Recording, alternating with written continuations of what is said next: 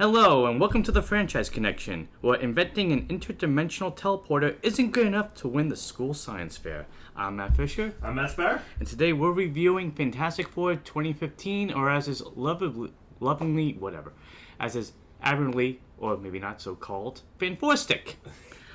Spoilers ahead for the whole movie. Well, this was an interesting watch.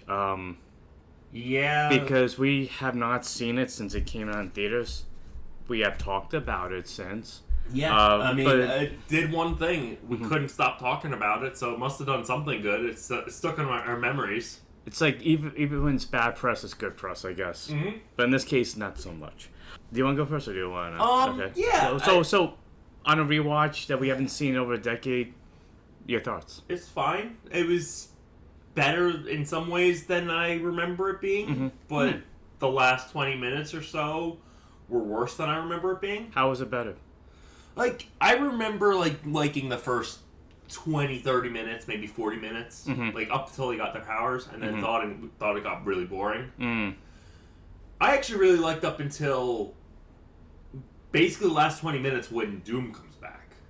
Yeah. If this movie's memorable for, all the wrong reasons. All the wrong reasons, the least of which is the design and the simplicity of Doom really kind of it's a bad take on the character.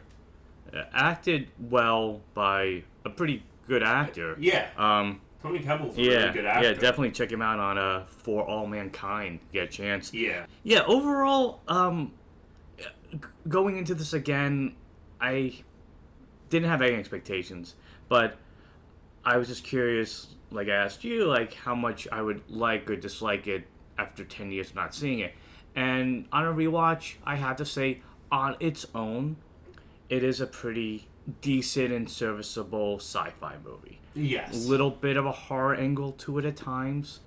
It has generic moments to it, but if this did not have the Fantastic Four label on it, I don't think people would be nearly as harsh. They wouldn't be harsh, and I think the movie would have just been like, okay, that was interesting, and they would have moved on. I think if this was it took place in the same world as Chronicle or absolutely, I think people would have been way more forgiving. Yeah, if you stripped away any of the Marvel elements of it and just found a way to connect it to whatever Chronicle was trying to do, yeah, absolutely. I mentioned to you, after we watched this, this makes me think of something else. And to me, it makes me think of Venom. And the reason I say that is, Venom, again, on its own, is a fun, wacky, exciting sci-fi movie. And this is the same way. Was it a good adaptation of the source material? No. I mean, in this time around... I think in some respects it is a decent adaptation. It's just... Why? There were too many... What would you say makes a decent adaptation? I would say, I think it, for the most part, it got the characters of, especially Reed and Johnny and Ben right. I would say even Sue. I mean, again, it was kind of I think it got those core four characters right. Even Doom before he changed was arrogant. There's a scene where, Reed's writing notes and equations on the board. And then he completely erases Yeah, that's who he is. He goes, no, I have to be the one that's smart. I have to be the one to actually put down the correct information. It's funny, too, because, the characters are good. The dialogue that they're given, especially toward the end, is just bad. I don't think there's any other way to say it. It's just very, very surface level, and it's very just kind of go there, we have to stop him. It's very generic. I mean, again, it's an action scene at the end, but still, you want to have a little bit more gusto to it. I think it was more. I think it was more generic than the fight scenes in. Hey, it's a fantastic puppy, Brandy. She loved the movie, but she didn't watch it all. She saw a rabbit and left after 20 minutes. What was it? You're talking about generic? It's more generic, at least the dialogue, the fight dialogue, than the newest Superman movie is. Newest Superman movie, when Lex is giving 1A, 1B. I don't know. It felt kind of generic. I don't feel that's. But I think This was even more generic than that. Yeah, but I don't think that's a fair comparison because all he was doing was Giving operating. commands. Yeah, what I'm talking about is just you were so caught up in the action that was just something to add to it. Whereas this time around, the action was boring and the dialogue was boring. And what made that Superman scene exciting was, in a way, you didn't know what action he would do. You weren't familiar with those codes, so every time you got it was something new and interesting.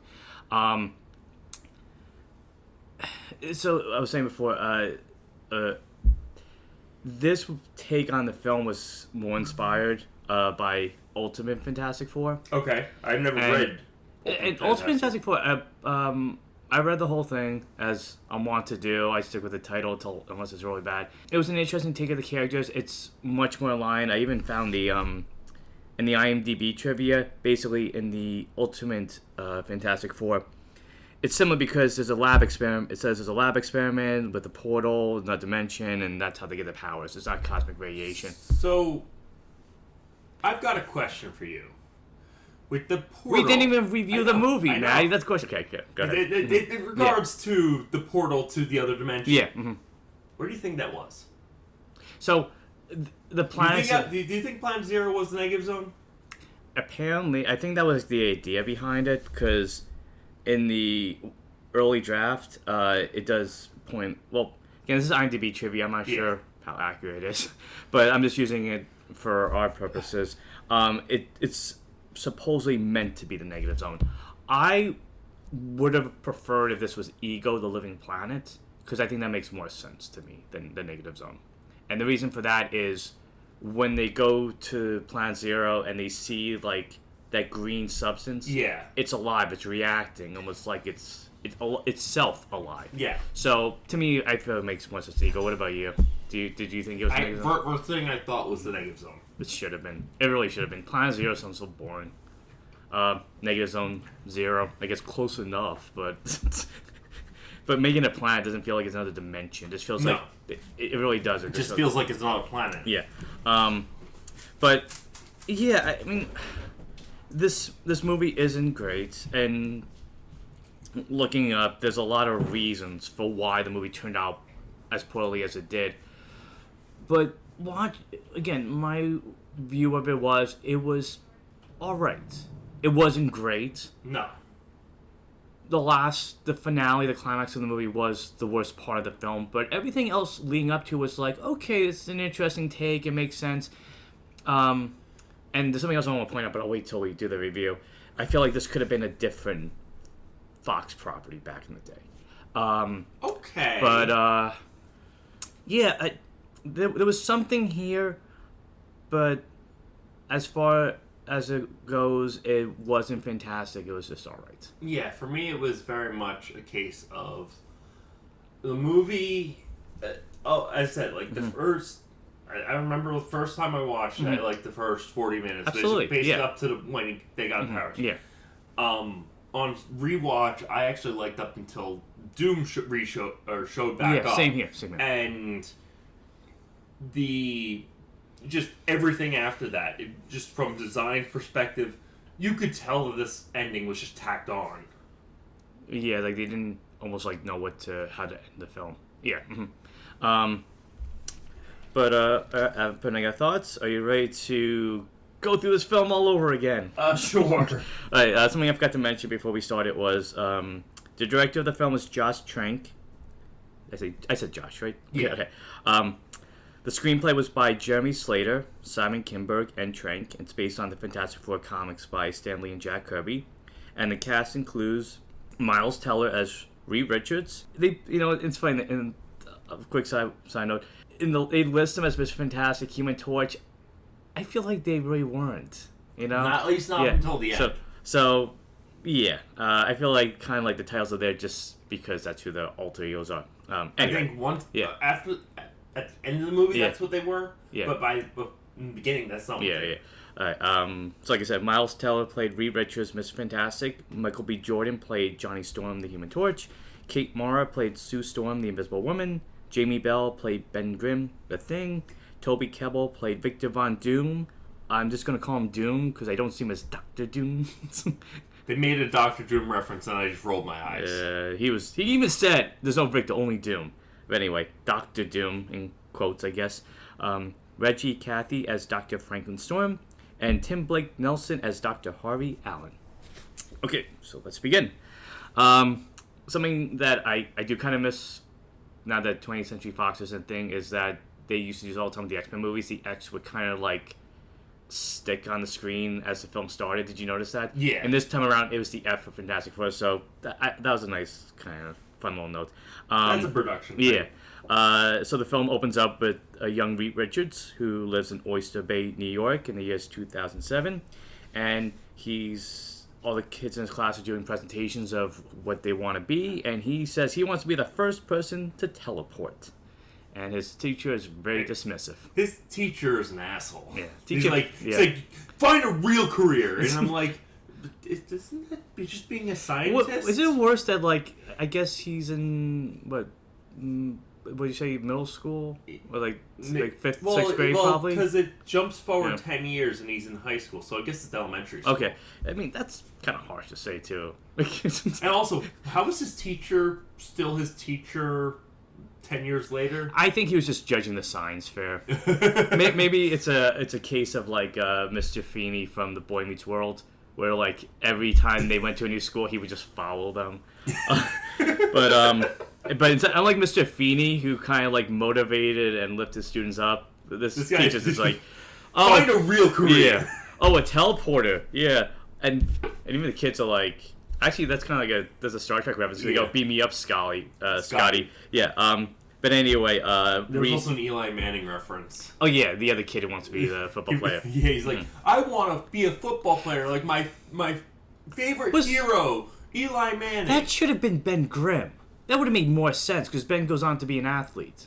That should have been Ben up there. And it should have been. Yeah. But anyway, Reed tells his teacher, well, I already built the machine, and he called it a biomatter shuttle.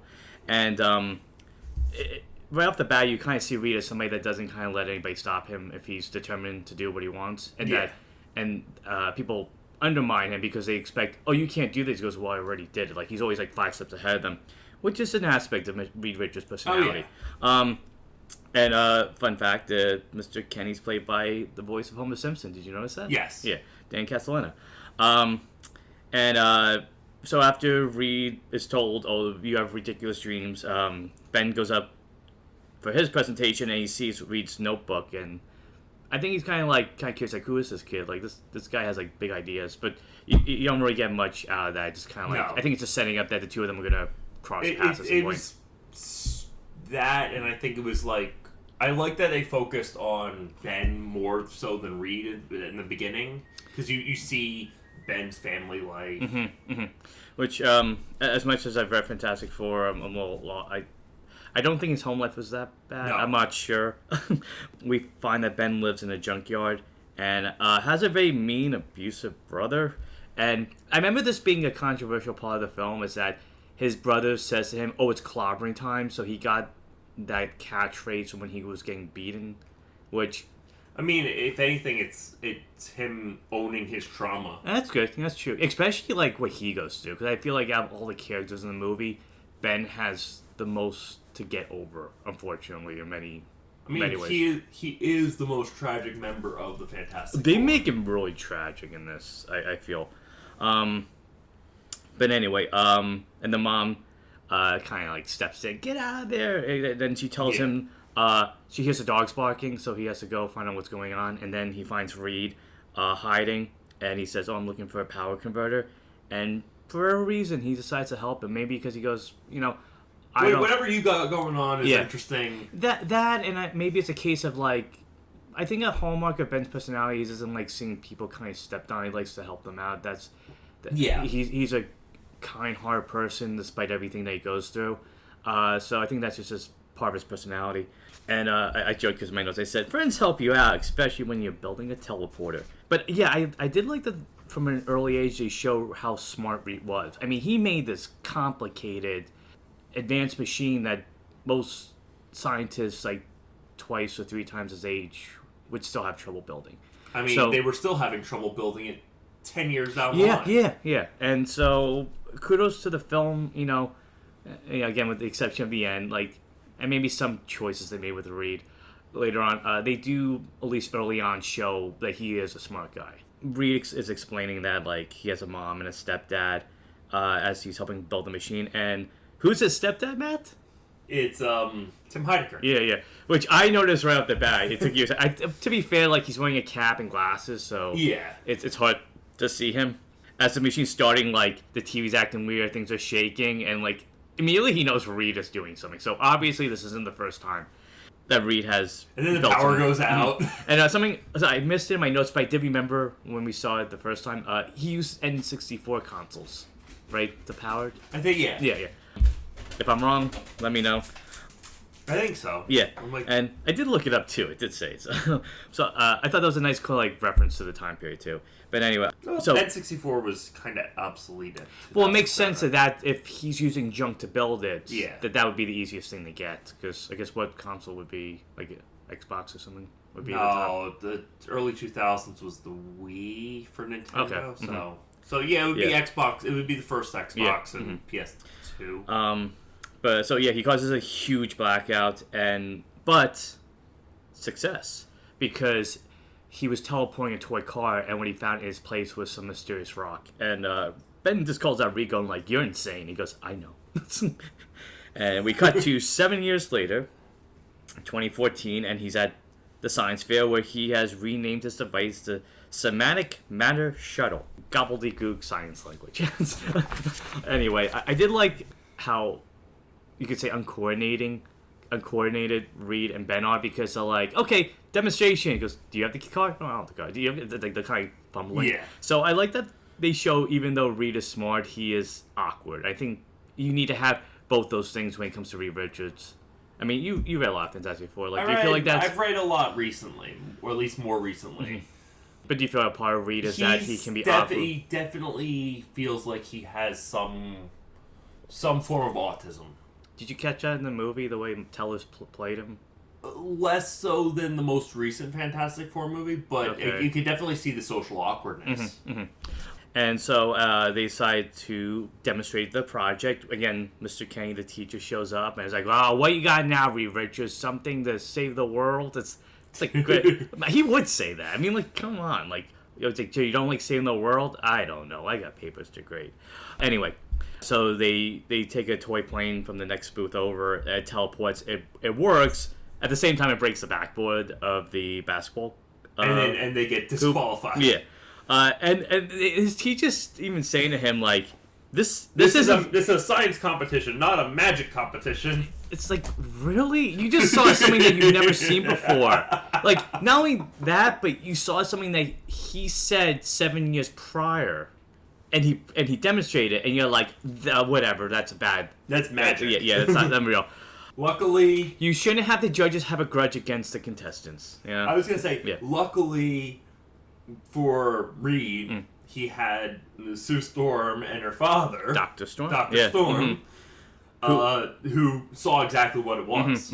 And they almost flat out say, like, hey, they tell him what he invented. Yeah. He's like, oh, yeah, I don't know, maybe from the desert or something. They're like, no, you cracked interdimensional travel. This is something from another world. And they're so impressed that I guess a better award than the Science Fair prize is a full scholarship to the Baxter Foundation. Yeah. And there's something I like when the next scene is that he moves in, Ben's helping him. And you could tell, like, this is where you belong, man. It's like, you're my friend, but this is where you're going to become who you're meant to be. And it's subtle, but Jamie Bell, I gotta say, he does give a good performance in this movie, I have to say. Yeah, as I said, I think they got the core four, like, even to some extent Doom right. It's just some of the choices they made. And designs, too. Oh, that Doom costume sucks.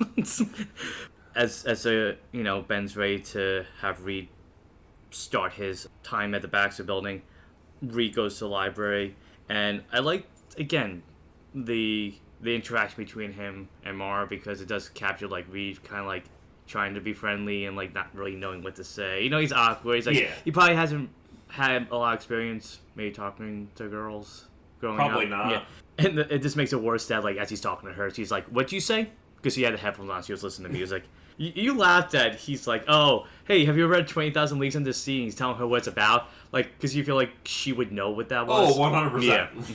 I think for the most part, any nerdy person's read that. It's a classic. Yeah, I think, though, it's kind of like, when you want to, like, you see a girl, you want to talk to her, you kind of like, you like music, like, you probably don't say it the way you want to say it. It comes out kind of like, why wouldn't I like music? I bring up music because she likes music because it's pattern recognition. And she talks about it in a very kind of like, I joke, the Star Trek nerdy talk way, where it's like patterns and beats and everything. But I mean, she's not wrong. No. But it does fit into part later where you find out that she's good at recognizing patterns and putting pieces together. Again, showing, like, she's very astute and perceptive. She's perceptive. Just as smart as Reed in a different way. I think that's what makes the team as good as they are. Is Reed, yes, he's super smart, but he's socially awkward and he's got his faults. Sue is smart in a different way, but can hold her own with Reed. They always say, like, she's the heart of the team. Yeah. And Johnny, he might not be the smartest, but he's really good with his hands. Actually, I think they make him a bit smarter this time around, because they actually kind of say he's an engineer. And and Ben is just the motivator too. I would say Ben's the heart of the team. More than Sue? More so than Sue. I think, especially recently in the comics, he's been more the heart of the team. And so after that, we cut to a scene in the boardroom of the Baxter Building, and you find out that the Baxter Building is like a think tank. It's a place that Dr. Storm has created to gather the smartest minds of their generation and to work on stuff to better the world.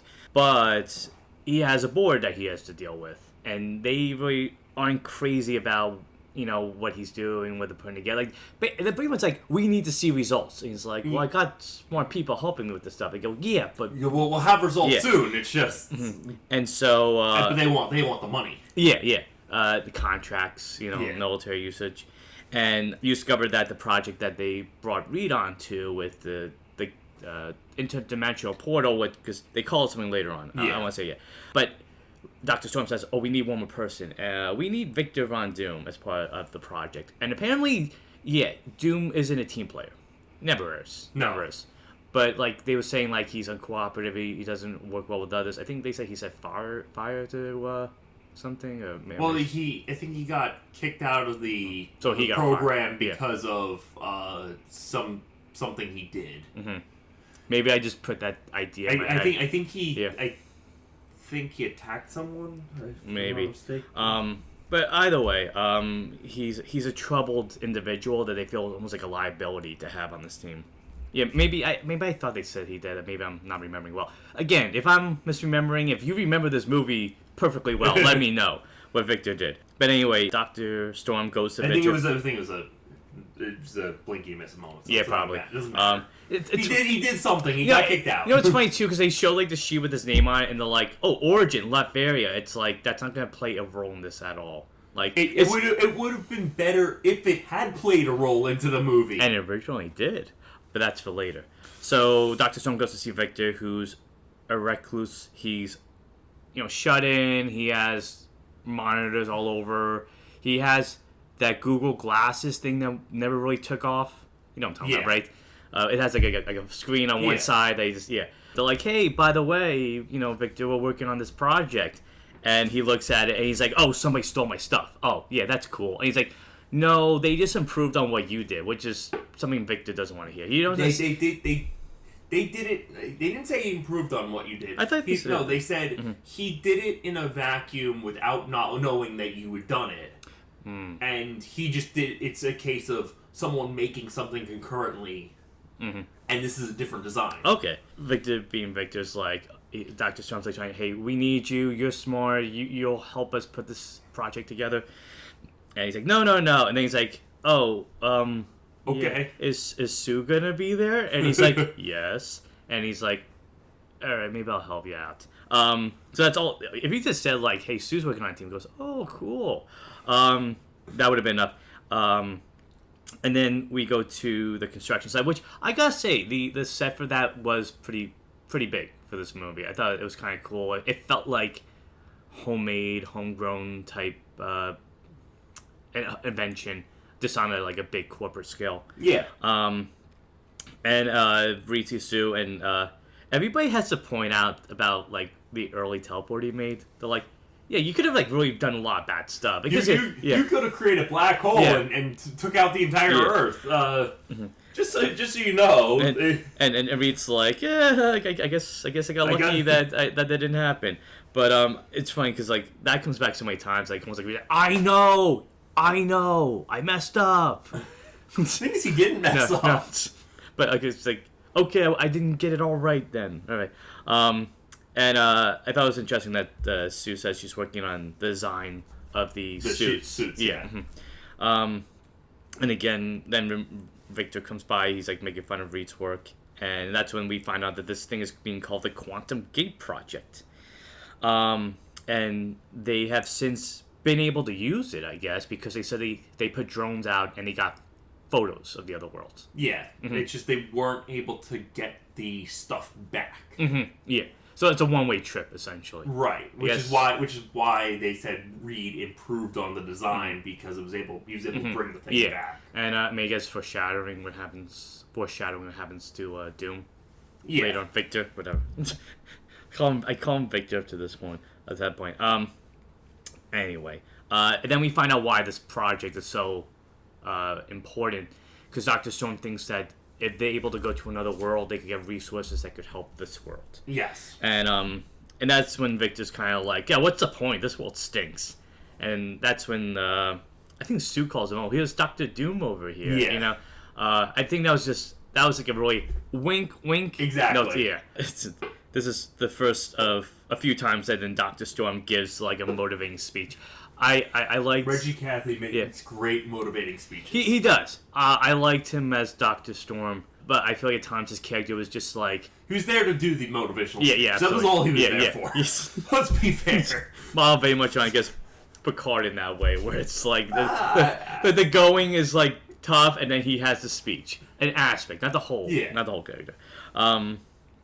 But then we cut to Johnny, who's. This is very Johnny Storm thing to do. He's racing cars, and that he built himself. Yeah, and to show how I was like, smart he was. When that happened, I said, "Oh, I guess we're going to Fast and Furious now." A bit, yeah. I gotta say that car chase wasn't bad. That was a pretty decent one for this movie. But you see that him and his dad don't have a good relationship because, as his dad calls him, he's just ignoring him. And he wipes out after he's racing, which. He kind of falls behind because like his car stops working, and then it goes. And then he spins out and hits a light post and breaks his arm. And then his dad goes to help him out, and he gives a very genuine speech because he's like, Johnny, you're smart, you have potential, and you're doing nothing with it. Like you're racing, and I have a feeling that the reason Johnny maybe kind of dismisses his dad at this point is probably because he's gotten the speech a lot of times from him. Probably. And maybe it's a case, too, of... I mean, do you think he's a bit jealous of Sue? Like, maybe Dr. Storm took more attention to her because she seemed like she was more... She was more engaged in the science of it all, and he was just... I mean, they love each other as adopted brother and sister, but they... It's a case of like, why can't you be more like your sister type deal? Yeah. But he's by no means a dumb person. No, he's a very good engineer. I mean, the thing too is like sometimes like with the smartest people, the ones that have a hard time kind of listening to others. Yeah. And I think in the case that's Johnny's part of Johnny's personality at this point. But ultimately, he agrees to help his dad for what, Brett? What causes him to say? Because his dad said, if you help out, I'll give you back the car. Yeah, so it's for car money. that's essentially why he's like, okay, I'll join this crew. It wasn't even car money. It was just the car because his dad basically confiscated the car. Yeah. I mean, he had a right to. He got into a bad accident. Well, first of all, his dad was like, you used my money to build this car, so it's my car. Right. And then we see Johnny go to the Baxter Foundation, and kudos to Jordan at this point. Like, he does make Johnny really fun. Like, he's cracking jokes. He walks in he makes the team doing the science feel like a team, even with Doom being the wild card. Yeah. Basically taking over the whole project. But he walks in and he's like he owns the place. Hey, good job over there. Hey, you need a little more of this over on the machine or whatever. I feel like the rollout of the team and the characters, it's done in a very natural way. It's not like, oh, here's this character now. Here's this character now. Like, they build up to everybody being part of this project. Yes. Then we get a really fun montage of, like, the team working together, building stuff. Reed takes a picture and sends it to Ben. Well, I also, then, like, what I said before about, like, Reed's, like, doing the notes, and Victor's like, no.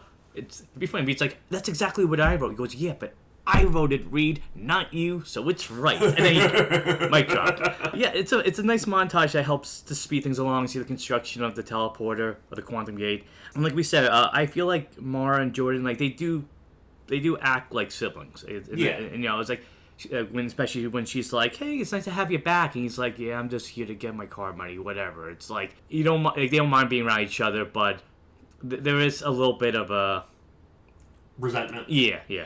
But the two of them, I definitely thought they worked well as Sue and Johnny, as we said with all the cast. Ben, and then we see Ben. He's still stuck in the junkyard, but like you said, Reed sends him a motivating text. Which, should Reed have actually sent that? Because you would think that this is like a huge classified project. Yeah. This is Reed act. This is like, so. There's 2 times I feel like Reed does act kind of stupid in this movie. That's the first time. Now that I'm thinking about, I'm like, he shouldn't have done that. Like, somebody should have been like, that's when Richter should have been like, because he calls him out later in the movie, but this is really like, what the hell are you doing? Like, this is a top secret project. It's from my friend. Oh, cool, no problem.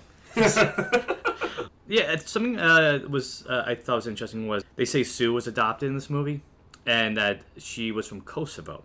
So it's a detail that doesn't go anywhere, but I think it adds a little bit more to her backstory. Yeah. It makes me kind of like, Kosovo, maybe that was close to Liberia in this universe. Maybe it was meant to be Liberia, but that would have been too complicated. That would be way too complicated. I think you're overthinking it.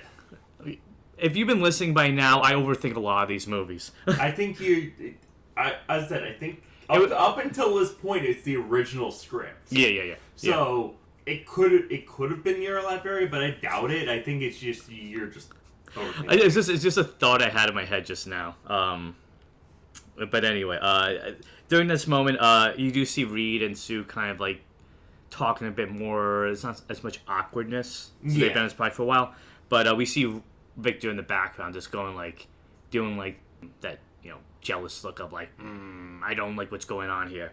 He's the only reason why I joined this project, and that's when Victor's kind of like criticizing Reed afterwards. He's like, it's not really cool to just chat while we're supposed to be working on this. He goes, oh, I finished it already. We're gonna take a nap. It's like, and that's what and again fits Reed's personality, where he's just like, oh, I'm done with it. Yeah, okay, I'll see you later. Cool. And then we finally get to launch day. And who shows up?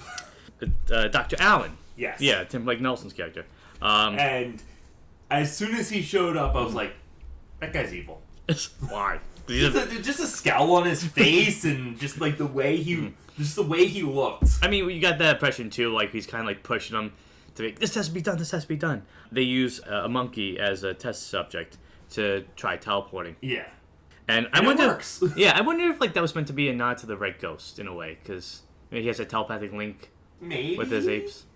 But anyway, it works. The test subject is freaking out. I mean, who wouldn't be? But they have video. They're able to see a bit of what the land looks like, and they're able to bring the test subject back, and it works, and everybody's happy. And I like there's a moment that.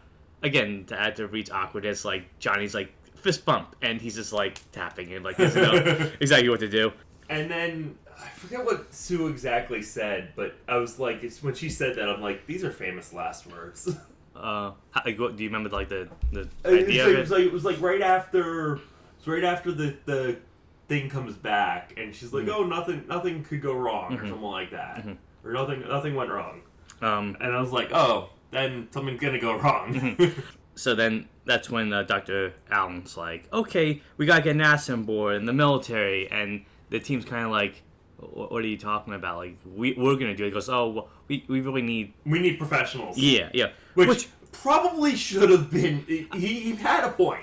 I know. Yeah, absolutely. Because these are essentially high school students, for the most part, like basically high school, college. Yeah, and to say like, "Oh, you have the experience to do this," which you don't. Like, you built it. You're smart, but you really only meant to do this. Whereas you compare it to the original comic book origin. Ben was a pilot. Like, when they took the spaceship, they were able to operate. You know, they were adults. Yeah. Well, Johnny was a teen, but anyway. Johnny was the only teen. Yeah. The rest were adults. Yeah. Victor is going on about like you're gonna use this as Victor makes a great line about waterboarding. He's like, it would be a great place to waterboard. Yeah, he's saying like you're gonna turn this into a political prison. Like, oh yeah, that's a great idea because like knowing how the capabilities and potential of this is what you see it as.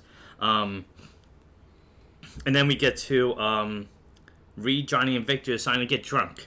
Yep. And they're just rambling, talking, and Victor makes a point about like we're like the people who helped build the Apollo 11 shuttle and the spaceship, but we don't get the recognition. Like, we're gonna be forgotten. It's only the people who actually accomplish it that are gonna be remembered. And I thought this was kind of funny because since Toby Kebbell's on For All Mankind now, hearing this now is kind of like a nice little wink to that. But basically, they're like, we need to grab this for ourselves. We can't let other people take our glory. Yeah. And so they break in. Well, first they call. Reed calls Ben because he's like, I need you to do this with me. Well, I want to point out too that Reed's like, oh, alcohol kills brain cells, and Reed is the one, as he's drunk, who has the idea, hey, why don't we just do it ourselves? So would you say this is the second stupid thing that Reed decides to do? Because they're choosing to do this. Yeah. While getting drunk in the middle of the night and going like, yeah, this is a good idea. Generally being drunk in the middle of the night and having good ideas aren't always the best ideas. Yeah. Yeah, no. Yeah. And he texts Ben, or calls Ben and tells him, we really need you to help us with this. Yeah, and they, even Reed's like, you helped start this. You were there from the beginning. You should be here when this happens. And when Ben meets Johnny and Victor, Johnny's like, oh, this is Borat. So, which is an appropriate reference, I think, back then. I like how Johnny is a jerk, but he's like not a jerk. He's not intentional. It's just he feels like the Johnny from the comics. Yeah, like he's not intentionally being a jerk. It's just kind of like he has a snarky sense of humor. Yeah. And so as they're suiting up, they're getting ready to go in the machine. Sue sees this and she's going to run, and they're in the teleport, the quantum gate. And Reed's like, don't blow up. And Johnny's like, is now the time to be saying this? Like, that doesn't give me confidence. But luckily, they managed to get to the other dimension. And I did like how it had a very primordial... I mean, it's not the most glamorous special effects looking set, but I did like how it felt very primordial. I thought for the most part the special effects in the movie held up. Yeah, absolutely. Even if some of the design choices weren't like the greatest. Yeah, that's true. Yeah, absolutely. But yeah, I liked how Planet Zero is like very primordial. It's like it doesn't feel like it's really civilized. It's just kind of like what Earth would have looked like millions of years ago. And they notice like green pools of some unknown energy or substance. They don't really specify if it's either or. They call it substance. It feels like it should have been the negative zone instead of... Yeah. Well, that green made me think of Nihilus, Yeah, and like, because the negative zone has such a presence for the Fantastic Four. Yeah, it's one of the whole aspects of that comic line. It's like they were the first ones to discover it. Like their history is tied into that world. You can't separate them. Yeah. Along the way, they decided to bring an American flag to plant it, and which ends up kind of backfiring because they plant it, and then the green energy starts. The cracks in the ground. Well, no, they see where the green energy is going to, so Doom decides I need to go find the green energy. Yeah, and Johnny's like, this is a good bad idea. Yeah, I'm gonna stay here. And like, okay, that's fine. We need somebody to. Yeah, we need an anchor. And Reed also is being dumb here. Yeah, it's interesting how like. I guess it's the appearance of being smart with Reed in this movie, but there are times when he makes some dumb decisions. Blame it on the alcohol. Who is dumber? The crew from the Ridley Scott Prometheus prequel, the Alien prequels, or Reed and crew in this movie? This one, because they're drunk. They did all this while they were still probably drunk, so like I don't... At least the other crew is like, actually acting like scientists, even though I don't feel like they will always... Maybe I had to watch it again. I don't remember that being that stupid, but anyway. Yeah, they go to investigate those green pools, and Victor's like getting closer. He's like, oh, it's interacting with me. It's responding to my emotions. And that's when Ben's like, hey, we gotta go. And Reed's like, no, we gotta stay and study this. This is like awesome stuff. And then Ben's like, no, we really have to go because the ground's breaking. And then Victor gets so close that he sets off a chain reaction. So Reed and it's interesting, like Reed Richards and Victor Von Doom, two of the smartest Marvel characters, probably two of the stupidest characters in this moment in the movie. Yeah. And in the movie, the plot couldn't happen without this. True. The drone could have made it happen that they were sending. So they're trying to escape this giant chain reaction. They're climbing up the cliff, and Victor falls, and Reed's trying to help him, but he gets hit by whatever that green substance was. Yeah. And it like goes on him. It's like burning him, and he ends up falling into it. And they have to continue running because because without them running, they're gonna get caught up in it as well. Yeah. Granted, as soon as they start running the machine to go home, stuff starts going on almost immediately. They can't get home. It's not closed. The door's not closing. The door's not closing, and they have to do a manual override. And luckily, Sue at this point is able to make contact with them, so she's able to communicate and try to find a way out of this, even though it's pretty difficult. And as that's happening, Ben gets hit by a bunch of rocks. Johnny gets hit by fire, and Reed gets hit by some strange liquid. They teleport back, and then Sue gets hit by the teleporter energy, which I kept feeling was going to be foreshadowed because every time it teleported, it almost had a visible like spear to it. Yeah. And they wake up back at the in the Quantum Gate construction site, and it's in ruin. So when we saw this the first time, this was one of my favorite parts because I was like, oh, I never kind of pictured the Fantastic Four this way. I'm like, it's showing like what a horror show. Getting the powers would be. Getting the powers, but also just like the aftermath of the accident. Like it wouldn't be like you're like, oh cool, look what I can do. You're like, Reed is trying to get that Ben because he hears him under a bunch of rocks. He sees Johnny.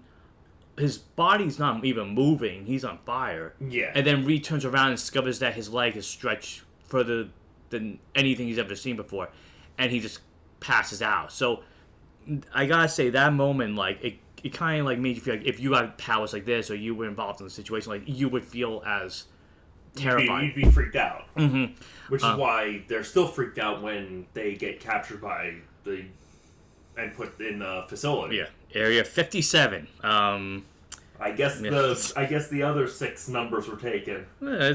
It might have been for other Quantum Gate projects.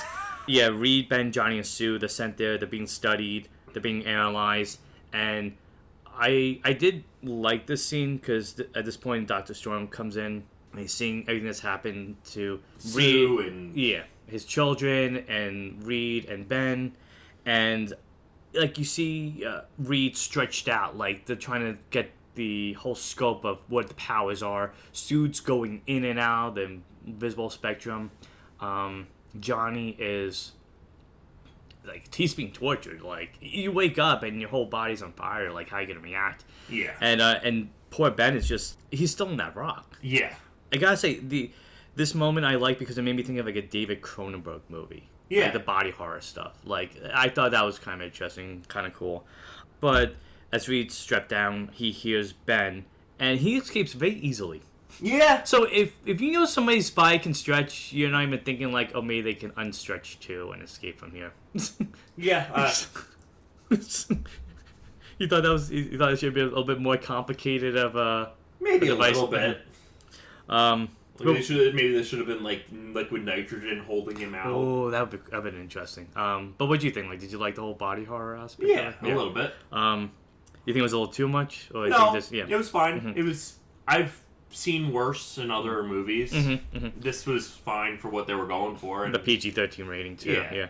So Reed goes into the air duct, and because he hears Ben going, "Help me, help me," and then he sees Ben and what happened to Ben, and he's like, "I'm gonna help you, but I have to get out of here first." And I feel like one of the better parts of the movie is the stuff going on with Ben and being the Thing. But like when you see him turning into the Thing, like it is horrific. Like he's coming out of rock, he's seeing his whole body completely change. Everybody else, they're still relatively human. They just have powers. Yeah. Like, his body's changed beyond the scope of what he's. Yeah, what he was. Yeah. And like his arms coming out, and he is reading. He's like you feel the pain, and you hear it, and he's like he wants you to stay, and he's like you said, I'll come back, I promise. And he's kind of I don't want you to leave. Like I need you here to help me. Yeah, and it kind of makes sense why he does what he does later on, because like he does feel abandoned by Reed. Yeah.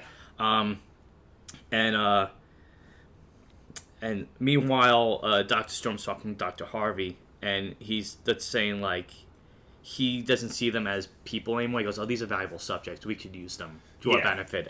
He's like, "These are weapons, and that's why I was like, evil guy is obviously evil." Is an evil guy that became more evil after this? Because now he's using people. But I did like how. So it's like something. Side note, I did like how in First Steps when you see Ben, like he has the same voice, but his body's changed, and I like that kind of that personality's there. But do you usually would like to see the Thing have like a deeper voice, like not have the same voice? Like, do you think that's better for this transformation? Like. Yeah, a little bit. Because I did like his voice felt very booming, and like it felt different. Like I was transformed just as much as he was, and he gets an offer from Dr. Harvey. And one thing I liked, I mean, I know it's not a popular design for the Thing, but I liked how Golem-like the Thing looked. Like he looked like a creature from the earth. Yeah. And I thought it was I wish he wore pants, but I wish for the exception, I wish he wore pants, and I wish he was more orange. Yeah, because later on when you see Planet Zero, it has an orange glow to it. Yeah, it's very muted. It's just kind of brownish, I guess. Yeah, that's a good point. But I did like how, the Thing's always kind of like a golem, like the Hulk is, in a way. And so I thought that was a kind of cool idea to put toward the character. And then we get the time jump. The 1 year time jump. So we get 2 time jumps in this movie. So 8 years passed total throughout the entire movie. Yeah. So it's 1 year later, and Ben is now a soldier for the government. And I did like that they're referring to what happened at the Baxter Foundation as the Baxter Incident. Yeah. I think it gives it a little bit interesting name to go with what happened. And then we usually I'm not good at Fantastic Four. If you know this answer, you can always let us know. If Reed is the one that usually makes the suits that they wear, because this time around they just get from the government. They're like, we made suits to help control your powers. Yeah. Do you think it would have been better if like Sue was the one that actually made it? Maybe. Because they kind of alluded earlier, oh, she made these suits, she can make these suits, she's smart too, she can figure it out. And the suits, you introduce black leather gloves to any suit, it makes it look so much cooler. Because they should have given Ben some black leather gloves for the Thing. Clobbering, or at least a pair of pants. Yeah. Clobbering time on the gloves. And if it'll be clobbering time on the back of the pants, like the juicy pants. Oh, God. I don't mean that bit. Apologies for our listeners. But now we find out that whereas Dr. Storm wanted to use Planet Zero to transform and better the world with resources, the government wants to use Planet Zero to transform the military. They're like, oh, imagine what we could do with... We can make weapons and So, when Dr. Allen was talking about the Thing and how he's done so many covert operations. I'm like, the Thing? Covert? Yeah, I was thinking that too. It's kind of like, you know what makes no sense is because later on Reed's looking at a bunch of news clips, and you see the Thing all over it. I know. So obviously it's not very covert. Like yeah, I thought that was a little bit. That made no sense to me either. But then we find out that it would make more sense if Johnny was doing covert operations. Yeah, right, because he can go in. Sue was. Yeah, but you put a 6-8 foot tall creature made of rocks. It's not gonna be like nobody's gonna not notice it. Yeah. Especially if they're gonna hear, he's gonna fall from the sky. Because I was looking it up on the trivia, and they did say, remember in the trail, you see him jumping from the plane? Yeah. We don't see that, so I'm guessing that's how they usually do it. But then, going back, we see Johnny's chasing drones, and Sue's testing her powers, and Johnny's pretty cool with... He's fine. I'm not say cool. He's fine with what's going on. He's like, oh, I'm finally able to use my potential and put it towards something big. And Sue's like, yeah, they're being... They're just using you. Mm-hmm. They're testing us to see what we're capable of and trying to apply that to other things. And she doesn't like what's happening to them. And meanwhile, again, we go back to Ben and we see him kind of hating himself and what he's become. Because he's watching the footage of his covert, quote-unquote, missions. And you kind of see, this guy that we met in the beginning who was your best pal, helping with all this stuff, suddenly becoming a killer. Which is something that he... never really wanted. No, and you could never see him becoming. But it's almost like he has to make do with the situation he has. Well, if this is what I am now, this is what I am. Yeah. And you have to wonder in his head, he's just made think about Reed, what'd you do to me, and I mean, I don't blame him for blaming Reed because Reed was the one who suggested it. Yeah. But then we find that they're trying to build a device to go back, and they need Reed. Yeah, Dr. Storm goes to Sue, and he's like, "No, we have a new we have the ability to finish this gate at the building, and we can use it to cure you."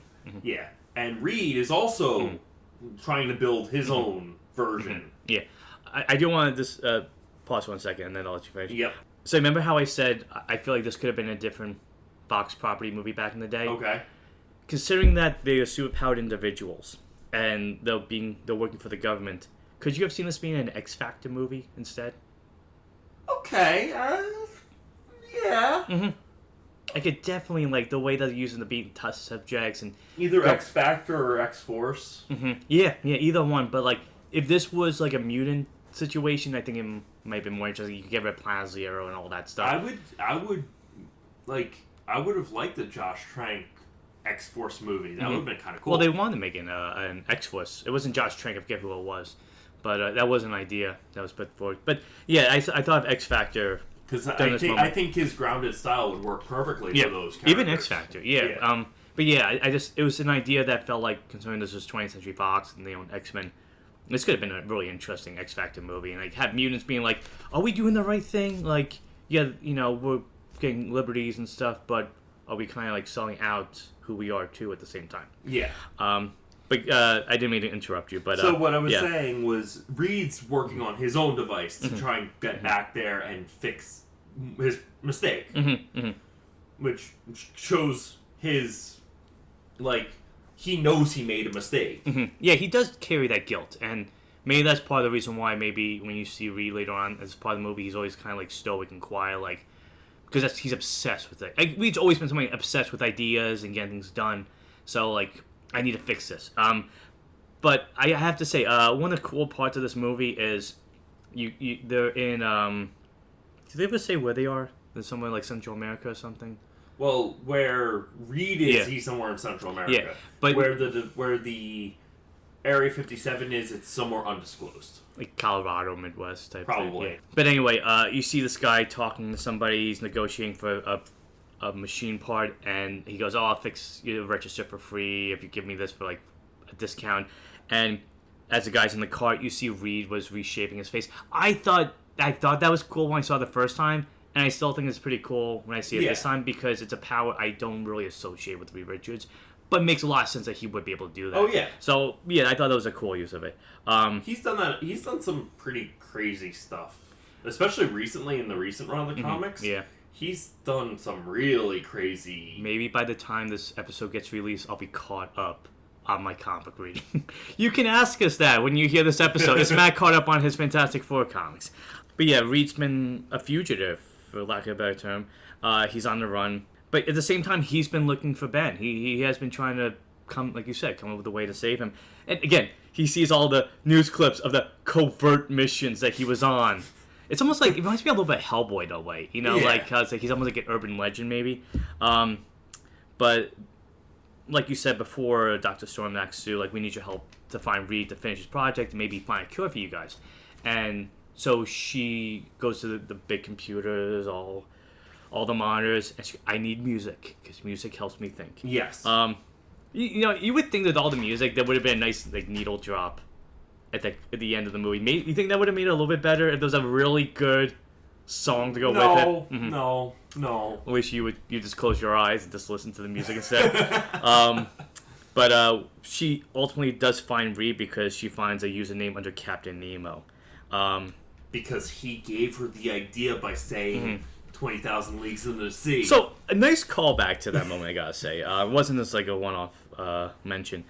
Yeah, it was at this point in the movie that I feel like Teller kind of goes from like actually caring to the lines just being like a little bit so flat. Like a lot of the other actors, especially Kebbell, which I was looking up. Apparently, he was in the costume. They just had somebody like a stand-in, and he just like read the lines. But yeah, like some of the dialogue gets worse later on in this part, and the acting kind of There's a reason for that, but I'll hold off until the end. I think I know why. But anyway, so Reed's in a plane. He's in a containment unit, and he's talking to Ben, and he's kind of like asking him, does what happens to hurt all the time for you? And Ben's just like beyond caring. Yeah. He's just like, I don't care. I don't care what anything you have to say. You promised me nothing's working. You promised you'd fix me, and you abandoned me. Is this the all is lost moment for their friendship? I mean, it gets almost immediately reversed. Well, when the world's ending, priorities get put in place. But it was at this point that like I was feeling like the Fantastic Four is meant to be a family, and do you feel like they feel like a family, or they're just like a bunch of friends essentially by circumstance? I think. Do you feel like they? I think at least. I think they're friends by circumstance, but I think by the end they're a little more than that. They're starting to form that found family. Yeah, but like you compare it to other iterations, and they do feel like a family in a stronger way. Maybe they had to get over a lot of hurdles, something that happened, but I don't know. You don't get that sense from this movie as well. Yeah. And like you said, then we cut to Reed in like an interrogation room, and Sue comes in, and you do see Reed's guilt over what happened. And they do essentially give him a chance to try and make things right. I just love how when he goes to the machine. He's like, oh yeah, I just had to fix a couple of lines of code. Yeah, so let's go. Like, this will take forever. It'll take me 10 minutes or less. But there's something also that he says to Sue that I thought was interesting, which is... I think Sue doesn't blame him nearly as much. Do you think because they both have that scientific background that, like, this is what comes with innovation? Well, I think it was more that she had a feeling what he was doing. Mm-hmm. And that it's easier for him to do on the outside without the government looking over. True. So she didn't feel that resentment. Yeah, there's also like Johnny and I don't think Johnny even did, because I think Ben does for sure. But then Johnny's like, "Hey, Reed, welcome back, buddy." He gives him a hug. Like it's kind of like the thing from The Simpsons where like it's not the superintendent, but the guy like is introducing Superintendent Chalmers. Like, okay, listen up, kids. You got a new teacher. They're gonna be tough. Principal Skinner. It's like it kind of like has that tone to it. Before we go further, like there's a part where Reed's talking to Sue in that interrogation room, and he says like, "Do you ever think about like if you never came to me at science fair, we wouldn't be in this situation?" And it's interesting because like you see him kind of like that's how he's expressing his guilt. Yeah. Like if you never came by, I never would have built this machine, and this would have happened. But it makes you think that maybe somebody else would have happened to them. But I like that Sue's kind of like, we can't change what we've done, but we can change the future. And when she said that, I was like, Future Foundation, question mark? Oh, nice. It's like me with the red ghost. Maybe Easter egg. But then, yeah, we find him with the new quantum gate, and I like how Reed's is like, it's ugly. And that's because, like, he didn't make it. If he made it, you think, like, this is impressive. I made it. Oh, you made it. It's ugly. That's a line I would have thought more from Victor. Yeah, absolutely. We then also get, like, another moment with... do you feel like it's a kind of a repeat in a way of the... Or is it just a flip of what we saw before with Dr. Storm and Johnny, where he's kind of talking about, like, you know what they're using you for, what they're trying to do with your powers. And he's like, oh, I'm fine with this now. Like, I'm fine with... So essentially, he's like, hey, Dad, I'm doing what you want me to do, and now you don't like it? He goes, well, I don't like it because I know what this is going to lead to. So you still get that. And do you think that's there just because of what happens later? It's like he can be mad at his dad only for like... Probably. Yeah. And so they send people to the other planet. Which works super easily. It's like I guess they cracked it well. Well, as Reed said, he didn't need a code. It was literally like 3 or 4 lines of code that were out of order. It'd be so funny. It's like, yeah, we won't kill you on the run. We just need... It's kind of like when you have a problem and it's like you're spending like an hour to fix it, and then somebody just like flip a switch and like, okay, done. See you later. It's like, that's all it took? That's what Reed was in the situation. Pretty much. But yeah, they go back to Planet Zero, and it looks a lot different now. Yes. It's like orange, it almost looks like Arrakis in a way. A little bit. Yeah. And then we see hashtag not my doom. Hashtag, not hashtag, a mysterious figure. Who could it be? It's Victor. That question for you, where did he get that cloak? His suit. It ripped and he made a cloak out of it. But did his suit have like cloth on it? I don't know. I'm guessing. You see, if it was the American flag that they planted, that would have made a lot more sense. But also may not have been big enough. Again, maybe it was the American flag. Oh, and he changed it. Yeah. Oh, interesting. Again, I'm overthinking it, but part of me actually, I would have liked a bit of a flashback to this moment, like what was going on with him. Because they don't have time. They don't have time for that. This is all the after fact. But because there's a story there that they're missing, and maybe I don't think it would have improved on the design that Doom ended up getting because it sucks. Yeah.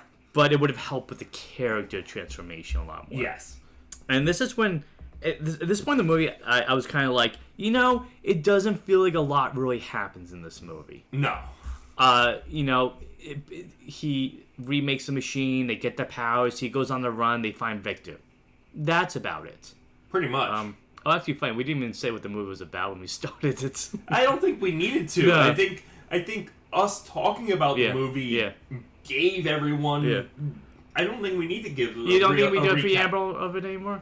I don't think so. Okay. I think because we go through the movie beat by beat. Yeah. So, there's a question for you going forward. Should we even try to do a recap of what happens in the movie or just jump right in? Just email or contact us on our socials and let us know, because I think this went very well without us having to do that. Yeah. Yeah. And it shows improvement on our part. It's fantastic how much we've accomplished. Oh. Wait, say that again. Sorry. Okay, but anyway, do you agree with me with that? Do you think like the scope and the story is just kind of very small scale? It doesn't really pretty small scale. Mm-hmm. But I wonder if that was always the case. True. And then so they bring Victor back to Earth, and you called him not my Doom. I called him H.R. Geiger Dr. Doom. Because it's a combination of mechanics and biology all together. Like, you find out that when he got hit by that green substance, it bonded the suit with his body, and now he can't get it off. And it's interesting because maybe it's watching it on your high definition TV. I noticed the face mask a lot more on it. But you find out that the energy combined it, and it's. I mean, it's a choice with the design, but I did not care for it. In a vacuum, if this was not a Fantastic Four movie, it's a decent design. Yes. Being a Fantastic Four movie, it's a terrible design. Yeah. And not only that, but they give him generic psychic powers. They give him a generic motivation. So the generic psychic powers, when he starts blowing up people's heads, I thought of scanners. I did too. I said the same thing. I'm like, Dr. Doom is a scanner. And I remember like kind of laughing the first time I saw him. Like, that's not something Doom would be able to. Like, if he made a device to do it, but he just wouldn't have psychic powers. No, he'd use magic, or he'd use a scientific device. I gotta say, it was pretty like, or a scientific magic device. It's also kind of bloody for a PG-13 because when the heads exploded, you did see blood behind it. So I was surprised they got away with that. But yeah, his generic motivation is, oh, I've been on Planet Zero so long, I'm like connected to it. So I'm gonna, and also I don't want you to destroy Planet Zero like you guys destroyed Earth. Yeah, that's it. Yeah, he's like, so I'm gonna destroy the Earth. So this way you can't destroy this planet. That's mine. It would be great if he called it New Latveria, honestly. And so he's going on a rampage, and this is the thing too that I didn't like what they did with Doom here, which is they replaced his. What makes Doom so good and such an interesting character, and why I'm really excited for Doomsday and what Robert Downey Jr. brings to the character is Doom's, as much as he has all these gadgets and magical knowledge, his genius is his superpower. How he strategizes, how he thinks ahead, how he always has to be the smartest person in the room. And then intelligence is what makes him so interesting. This movie replaces that with the dumb psychic power. Yes. They take away what his strength is for a superpower strength, and I just think it really ruins the character at this point. Yeah, while he was Victor, he felt like Doom to a lesser extent, but still had some attributes of him. But yeah, at this point, that's why I'm like, I can't even call him Dr. Doom. He's just a guy named Doom. That's why I said hashtag not my Doom. So the team's finally starting to unite. Handling the situation. They're all escaping during the chaos of Doom's breakout, and it's such a rush finale. It really is. Yeah. And Doom's on his way back to the gateway, and I'm like, at first, like when Dr. Storm confronts him, I'm like, just let him go to the machine. He said he wants to go back. Matt, I made this point. Dr. Storm is there so he could be like, hey, let me give you a speech real quick. Again, I like the actor. I thought he did a good job playing a role, but a lot of times Dr. Storm was just there to give the speeches. And he's like, Victor, you still need people. You still need Earth. Stay here. And he's like, no. And he hits him. He doesn't blow up his head, but he does something. I think it's he hurts him. And makes him die slowly. Yeah, with his dumb psychic powers. And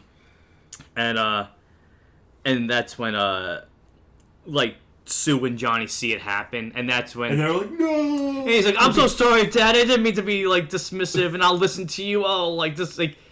It's like it makes sense. Johnny would in this moment kind of feel that way. It's just kind of bad planning. It had to happen for that, you would see some cracks forming between what was going on in their relationship to be okay, you see something starting to kind of they're starting to become more like father and son, but this is just so abrupt and just happens quickly. And the dialogue at this point it gets bad. It gets flat. Not only do we get flat dialogue, we get a generic 2010 Skybeam. Do you want the Skybeams to make a comeback? No. Everything had a Skybeam during this time. It was just part of the superhero trope. It's like the 2020s with their neon. Yeah, the purples and the greens and everything. So Doom uses a new quantum gate. He brings it back to Planet Zero, and he's starting to create a black hole that's going to destroy the Earth. And the team just happens to get sucked into it. And then they fly into it on purpose. Yeah. Johnny flies, and the other ones are in the invisible bubble. Well, Sue uses her power to bring them in. Yeah.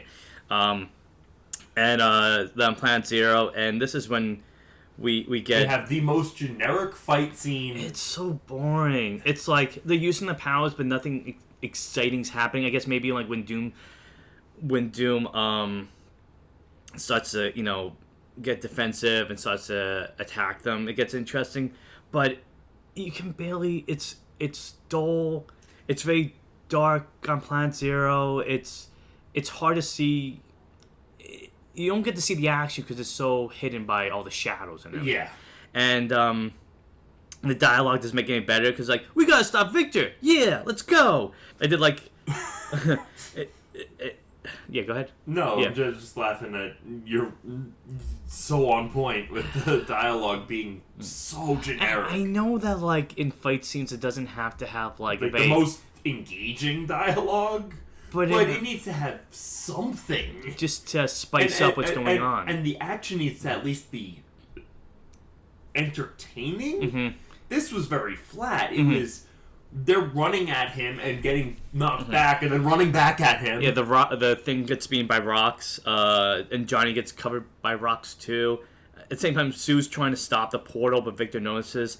That's when, like, Reed's like, Victor, you gotta stop this. He's like, no, Victor, only Doom. Which is probably the best line in the finale. Probably, but...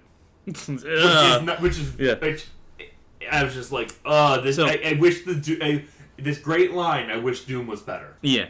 It would have been better. He goes, Victor, you gotta stop it. He goes, I have a doctorate. It's Dr. Victor Doom. Just call me Dr. Doom. But... something they introduced real late into the movie is because they got the powers from this world and they're connected, Doom's able to control what happens. Is he controlling because of the green substance or because of the psychic powers? Because I think it was just the psychic powers. Okay, because I'm like, why did he never use this before? I think it was just the psychic powers. Because I did think that was interesting. Like, he's like pushing Reed down, he's stretching out his arms like he can't get up. And because he doesn't have total control over them, it's just because Sue's able to break free, and so is Reed. So he doesn't have control over them. It's just. But something I thought was interesting is that Sue mentions patterns, and you do see a pattern because when Reed looks around, he's like, "This is what happened to us the first time we went through the gate." Like, he's seeing his friends hurt, and then Reed, I forget what happened, but like they do manage to get free and they're able to talk to each other about what they need to do. And I just say it's Reed knocks Doom off something, and that frees up everyone, and then they're able to talk. The huddle, but it's so generic. It is, but I'm like, oh, it's nice that Victor's like, I'll give him this speech. That's fine. Because he's like kind of sort of knocked out. Okay. This is what happens when I'm like taking notes. I don't like kind of notes like down the screen at times. But then they finally decide to fight, and when he's punching Dr. Doom with his stretchy arms, all I could think in my head was Gum Doom Punch. I could never think of Monkey D. Luffy at this point. And Luffy is much better than this Reed. Oh, I would have loved this scene. Like, you're a boring villain. It's like he went one punch and he's done. Let's get some lunch. That's what would have happened. Yeah, he would be obsessing over eating meat. Yeah. Then Reed and Doom, like, they have a back and forth. And what's interesting is you got like a glimpse of that rivalry, but it's not to the point where they're arguing at this point. Like, oh yeah, I get why they're saying this. It's like, it's a little late for this development. Then Ben takes back its clobbering time and says the line, punches Doom into the portal. He's trapped. Johnny's breaking the columns at the portal's end. He gets vaporized. Doom. Yeah, I don't know if he actually gets vaporized or if that's just the effect they went with. It's like, you think he got teleported somewhere? Maybe. It's so unclear. I mean, they were planning a sequel, so I can't imagine like they wouldn't have brought Doom back in a way. I don't know if they really were planning a sequel based on some of the trivia I read. Well, I think it was planned. Like, the idea was there. I guess they really had high hopes for this. But anyway, we'll get to that later. But yeah, the portal's broken. Doom gets vaporized.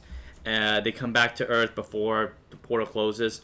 There's a giant sinkhole that I'm really curious how they're going to explain that. Yeah. You know, it's there. People saw it. And people's cars were thrown into the thing. I was thinking, like, do you think anybody in those cars, they were in the cars when they went sucked in to the portal? Because, like, that really sucks. Yeah. And a lot of people died. I would think so, because people are running, but you have to think that they didn't evacuate the cars. Yeah. But then they go to the military, and they're like, "Hey, this worked out pretty well. You want to keep working for us?" And they're like, "No." Yeah. They're like, "No, we're not going to." And we just want a space to do our work. And we're gonna keep all the property. Yeah, everything we make is ours. And where do they go, Matt? I was not paying attention. So the site they go to is called Central City. And, yes. So I was trying to think. So in the Ultimate Universe, there was a site called Project Pegasus that had a lot of it was like a research facility. The Avengers used that in the first movie. Okay. So I wonder if that was meant to be this, because it makes more sense. Central City, that's where the Flash lives. Yeah. They really couldn't even try to come up with a Marvel name. But I wonder if it was meant to be like a S.H.I.E.L.D. type organization. Probably, something like that. But then they're like, we work for you, so I don't get how that worked. Anyway, but as they're looking over the new facility, they come up with a name for the group. Well, they want to call it the Frankenstein Research Center, and well, we need a team name, And do you know some of the names? It's something in the, was it the Human Torch and the Torchettes? Yeah.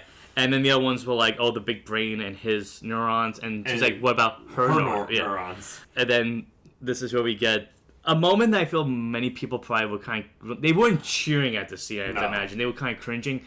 But Ben's like, yeah, whatever it is, it's fantastic. And Reed looks and goes, you can say that again. Say that again? He goes, it's fantastic. And he goes, guys, I got it. And then they do the logo. And that's the end of the movie. So when they did the logo, I thought of Invincible, because whenever they say the title of, whenever they say Invincible, it always cuts to the title card. Yeah, but they don't actually say Invincible.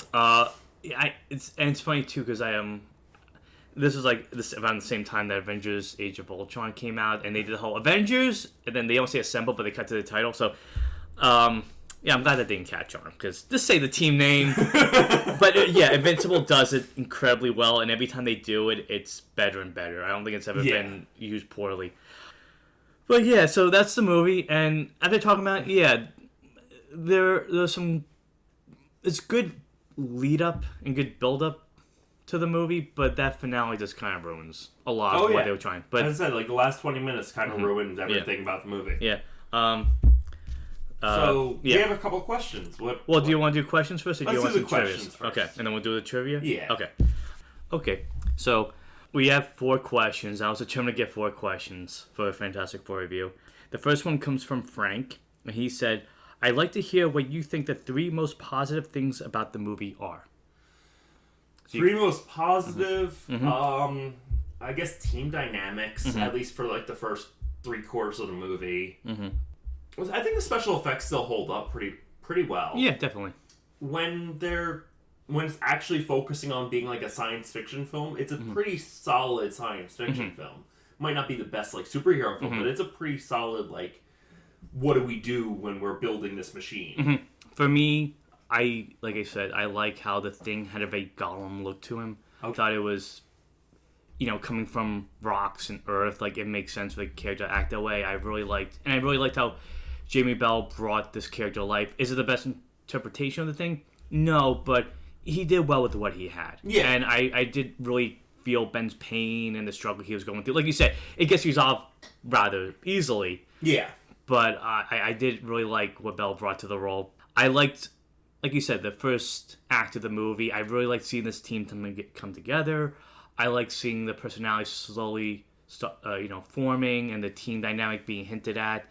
The montage I thought was great. You really saw these characters that maybe might not talk to each other outside of Ben in certain situations, finding friendship over building a project, and you believed it. You really did. And the third thing I would say, I liked, well, maybe it's a little bit grim for Fantastic Four, I did like the body horror element of it. Okay. I liked kind of getting the glimpse of if you woke up and you saw your friends gain powers and you were in this accident, what would it look like? And it gave me a new idea of how to envision those first couple moments of becoming aware of the powers and what they are now become. Yeah. Those are my 3 things. Okay. The next question is from Devin, and it says, how would you guys have done your own gritty take on Fantastic Four? I would have kept like the first half of this movie, and I would have, instead of having Doom come back, I would have focused on Dr. Allen and have him be the central antagonist of the movie. And have him turn into Mole Man, or have him be like you find that he's been like, he actually went to the other planet and has powers. Or he's working with like another group of people. Yeah. So my answer is I wouldn't. I think the thing is, no pun intended, with Fantastic Four, it doesn't work as a Grimm story. No. It really really doesn't. You can't make this team is about... It's about family. It's about family, finding your inner power and strength, maybe overcoming some difficulties, but this team doesn't exist in like a Batman reality. It's not a grimdark team. No. It's if anything, it's closer to Spider-Man than it is Batman. It is uplifting. It shows you that even when things are tough, you have people to rely on, and there's always an answer, and when it not be the easiest answer, working together, you can find it. So I wouldn't have done a gritty Fantastic Four movie, but like I said earlier, if this was a gritty X Factor movie or X Force movie, I think it would have worked much. It would have worked much better. Yeah. The next question comes from Andrew, and his question is, "What's the craziest thing from behind the scenes that you found out?" So for me, the craziest thing I found out was that originally, well, it's technically two things. It's that are really one. It's they never actually shot the end of the movie until after the fact. Yeah, I saw that. And as a result, Josh Trank's original vision and his original, his director's cut is incomplete. Because they never actually shot the ending to his version. He said there's no point asking for a train cut because it doesn't exist. Yeah. Yeah. The thing I thought was interesting was... Or at least not in any meaningful way. It doesn't exist. The one I thought was interesting... But they actually told him ahead of time that he was going to be able to have a director's cut, but they never shot the ending. It sounds like something they would just say so he would stop asking them. It pretty much, the studio basically just told him they wanted to do whatever they wanted to do, and they didn't care what he said. So one thing I thought was interesting, and this is from IMDb facts, it's maybe less about the filming of this movie and just things in general, but they said that Marvel Studios offered to give Fox an extension on starting Daredevil over again if they were able to get the Fantastic Four rights back. Okay. It includes the cosmic stuff, and Fox said no because of that. That's why we got Netflix Daredevil and all that stuff. Okay, so that's kind of cool. But the funny thing is, Fox ended up never doing anything with the stuff they held on to. So, silver lining in all this. I think it was more than just the fact that Fox being like being greedy and being like, well, you can't make it if we have the rights. Yeah.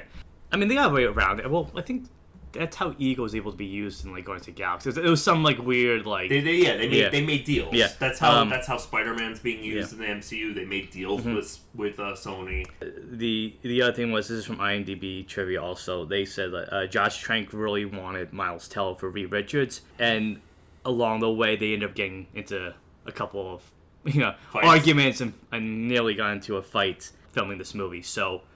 It's a case of getting what you want, and then maybe not really. Well, to be fair, Josh Trank was under a shit ton of stress. Apparently from the studio. I was trying to find some of the articles to look at all the details, but it sounds like there was disagreement. Like how he was directing, and I guess taking direction stuff was a factor in that.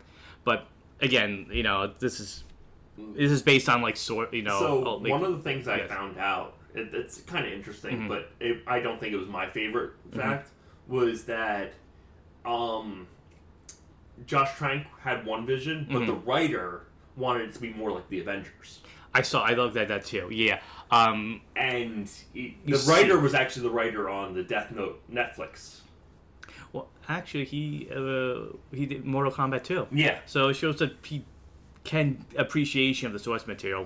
He was the in-house comics nerd, and he was like, no, this has to be closer to the Avengers. Yeah, the one that we were talking about is the one of the writers of the screenplay was Jeremy Slater. That's who we're talking about. But yeah, so it sounds like it was a very difficult set to be on, for a lot of reasons. So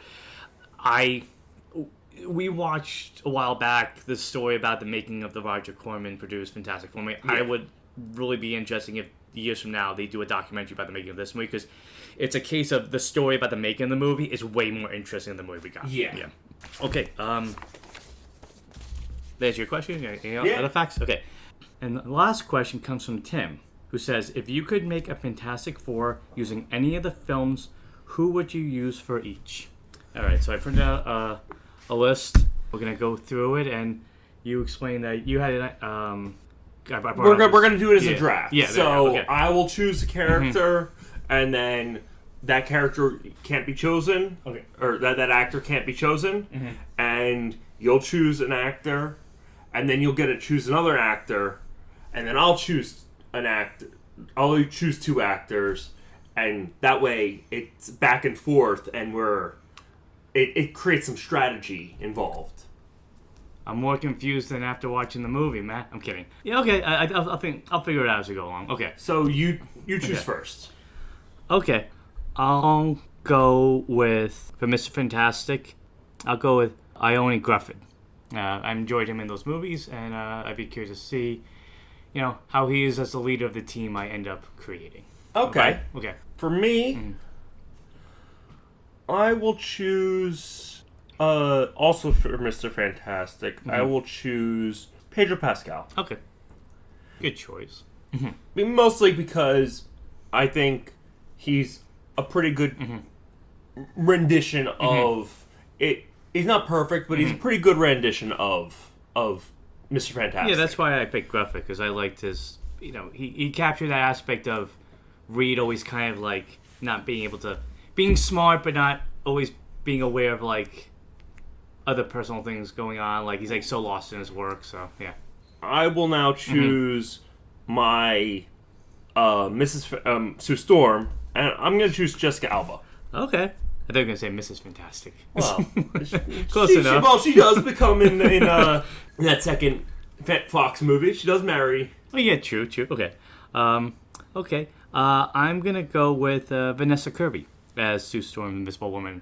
Okay. I liked, because I liked her in First Steps. She not only showed why Sue is so such like the heart of the team in a lot of ways. She's compassionate, but this scene against her versus Galactus was like, oh, like that's who I see Sue Storm as, like a very powerful superhero too that can be underestimated. Yeah. So now you get to choose another. Okay, let's do. Do you care? Which one? Okay. Is that a great strategy? I know. Okay, and we're not going to repeat, like, if I choose from First Steps, I'm not picking somebody else from First Steps. Right, Right? yeah. Okay. Let's just go down the list as I have it. So let's do Human Torch. And I will do, I'm not this. I will pick Michael B. Jordan as a Giant Storm Human Torch. I liked him. He was one of the better parts of Fantastic Four 2015 or Fantastic. He definitely had that hot-headed aspect of Johnny Storm, that he could be a little reckless. If you do that, then that forces me to choose. Well, you haven't done. I haven't done. Oh, you did pick from the 2005 team. Yeah. Okay. So, ultimately, that us narrowing it down that way, that means I'm gonna have. You said you wanted. I picked Michael B. Jordan. Michael B. Jordan, yeah. Which forces me to choose Jay Underwood, and then I'm gonna have to choose Jamie Bell. Okay, I'm curious why. Well, you choose Jamie Bell because I picked. Because you chose Michael B. Jordan. Yeah. But apologize for Tim. It's just. It's fine. It works out. No. I'm trying to get my thought together. But I was going to say, so why did you pick Jay Underwood? And because it was the only Human Torch left. If I'm only choosing from these, if I'm only choosing one from each movie, which means that Which means there's only one. But well, there's two things left. No. But you would have to choose. Pun intended there. No, but I'm it's fun to say why we're choosing who we're choosing, but Jay Underwood, why would you choose him for giving the torch? I don't know. I mean, he barely exists in the Roger Corman movie. Mm-hmm. I mean, the special effects for the time were okay, even if they were unfinished. But yeah, I mean, the actor. Honestly, the actor that stood out in that movie for me the most was was the actor who plays Doctor Doom. Mm-hmm. Which and we're saving the best for last. Yeah. In some regards, some of the Dooms, not well, one of the Dooms. Well, I was gonna say, and the Thing in that movie, the actor who plays the Thing in that movie, yeah. Those are the two actors who really stood out in that movie. But Jamie Bell, I thought he did a good job as the Thing. Mm-hmm. Yeah, he definitely. And I think. I think that team would have a pretty interesting chemistry. Yeah. I will go like you said, by process of elimination. Yeah. My choice for the Thing would be Michael Bailey Smith as Ben Grimm and Carl Ciarfalio, sorry if I'm saying that wrong, as the Thing. When I looked it up in the cast on Wikipedia, they had both of them listed. He was one of the better parts of that 90s version of the team. It definitely... That costume stands out. Yeah, it felt and looked like the Thing. And yeah, the costume, for what it was, it worked. It worked really well. Okay, so you have your team of... You say your team. Yeah. My team would be Pedro Pascal, Jessica Alba, because, I mean... She's a smoke show. Yeah. Jay Underwood and Jamie Bell. And I think they would have a really good chemistry together. Who would they be fighting as Doctor Doom? For me, I have to go with the 90s Doctor Doom. Okay. Just because he's just... He got what it was to be Doom. Yeah, absolutely. Yeah. He went for it and it hit. And then he looked... And the costume looked pretty comic accurate, and it really worked with the performance they were giving. And for me, I will pick Julian McMahon as Victor Von Doom, Doctor Doom. I liked him in those movies. You know, it may not be the Doom you have in your mind, but he does in some ways become that Doom, because in Rise of the Silver Surfer, he's stealing the Silver Surfer's surfboard and taking the pile of cosmic for himself. That is a Doctor Doom thing to do, but just that rivalry that he has with that team. So I would find it interesting for my team of Iona Grufford as Reed Richards, Miss Fantastic, Vanessa Kirby as Sue Storm, Invisible Woman, Michael B. Jordan as Johnny Storm, the Human Torch, and Michael Bailey Smith and Carl Ciarfalio.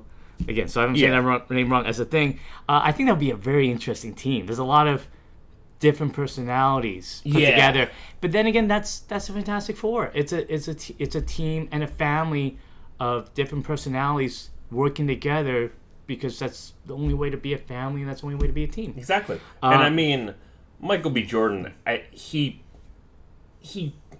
lived that hothead personality. Even from that first scene in the movie where he's racing, in that street race scene. Yeah. And getting into an accident, but that's Johnny Storm. He lives for the thrill, even doesn't always think it through. And so I wanted to put in one extra little curveball to Tim's question.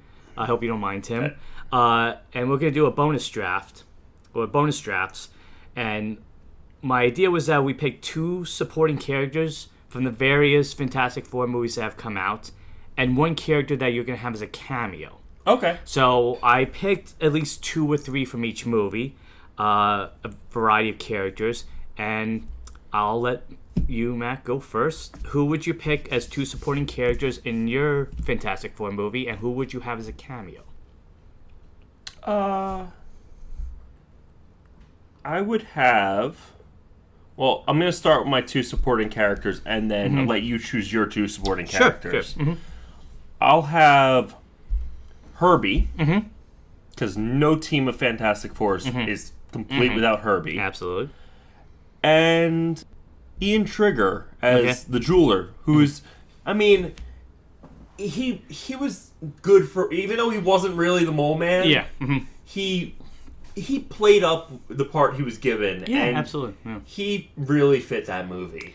And he would be a supporting character, so would he be? He would be working for Doctor Doom or being like a side villain. They fought. I just have a feeling, and that works too because like these Mole characters Man really is but I can see like Doctor Doom being like so annoyed with him all the time, which would refresh my memory if he was like that in the movie. It was really two kind of storylines. Oh, two parallels. Okay. So in my case, I will pick for supporting characters. I'll pick Robert Allen Booth. Booth, I think, Okay. as Dr. Hopman. He's the scientist who helps Doom get the power cosmic in the 90s version. And I would just like to see my pick for Doom have, like, another crazy mad scientist on his team. Doom isn't crazy. He's smart. We know that. It'd be interesting to see him have somebody help fulfill his mission. Yeah. And I would have Paul Walter Hauser as Harvey Elder, the Mole Man. I really liked him in First Steps. I feel like there was more to his character and his story. Yeah. And I would just like to see... You'd like to see more of him. Yeah, and it's oddly enough, I think my pick works too because Vanessa Kirby's version has somewhat of a friendship with him. So he's like he's an ally to the team in a few ways. But I would like to see like that scene early in the movie where they had the montage of them fighting the Mole Man with the monsters, just to get a little bit more of that monster action in the film. Okay, so who would you have as a cameo? And obviously, I feel like the cameo would kind of lead into like what you would want in a sequel. Doug Jones, Lawrence Fishburne, Silver Surfer. Because leading into having Silver Surfer show up as like a cameo to tease Galactus, like it ends and they pull back out of the orbit and you see the planet in space, and then you see the Sea of Surfer show up. Yeah, for me, I gotta go with Stanley Willie Lumpkins. I think you just need at least one Stanley cameo. I mean, I know we don't really get them anymore, but I really liked the brief moment he had in the 2005 version showing. I mean, it's just perfect.